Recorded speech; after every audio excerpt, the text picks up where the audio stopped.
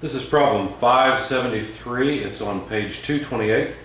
A heat engine operates between a source at 550 Celsius and a sink at 25 Celsius. If heat is supplied to the heat engine at a steady rate of 1200 kilojoules per minute, determine the maximum power output of this heat engine. Well, let's make a sketch of this problem. There is a high temperature reservoir for thermal energy that can give us thermal energy at 550 degrees Celsius. Now the rate at which it gives thermal energy is 1200 kilojoules per minute. If you convert that to kilowatts, you'll find that that is a rate of 20 kilowatts. Now the heat engine takes in this thermal energy, produces some power, and then rejects waste heat to a thermal energy reservoir at 25 degrees Celsius.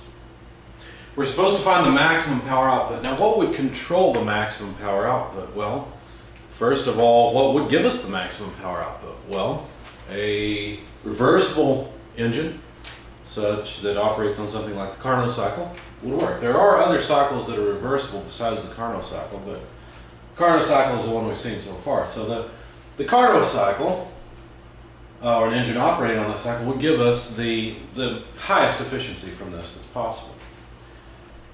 So the Carnot efficiency can be calculated as 1 minus TL over TH. Now if at this point you feel like, oh, well, this is easy, we'll just plug in 550 for the high temperature reservoir's temperature and 25 for TL, and we'll be done. Well, that's not right. The reason is because you have to plug in the temperatures in absolute units.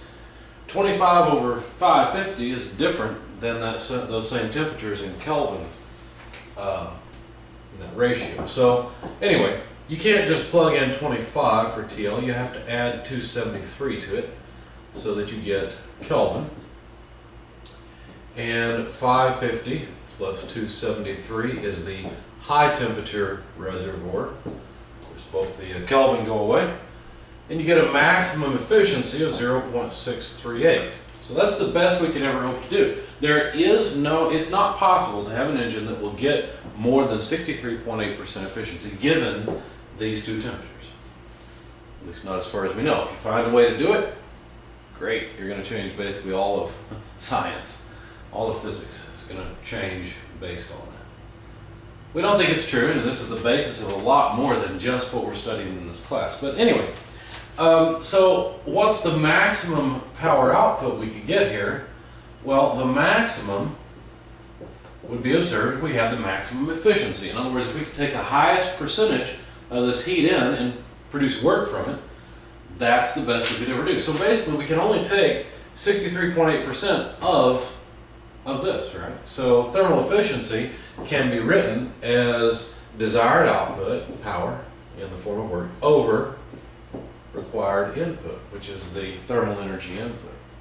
So if we rearrange this, basically what we'd have to do is take the thermal efficiency and multiply it by Q dot H. So if we take 63.8% of 1200, or 20 kilowatts, rather, you get about 12.8 kilowatts. So that's the best we could ever hope to do. We cannot convert all 20 kilowatts into work. We can't convert any more than 12.8 kilowatts into work. There's just no way. It's not possible as far as we know.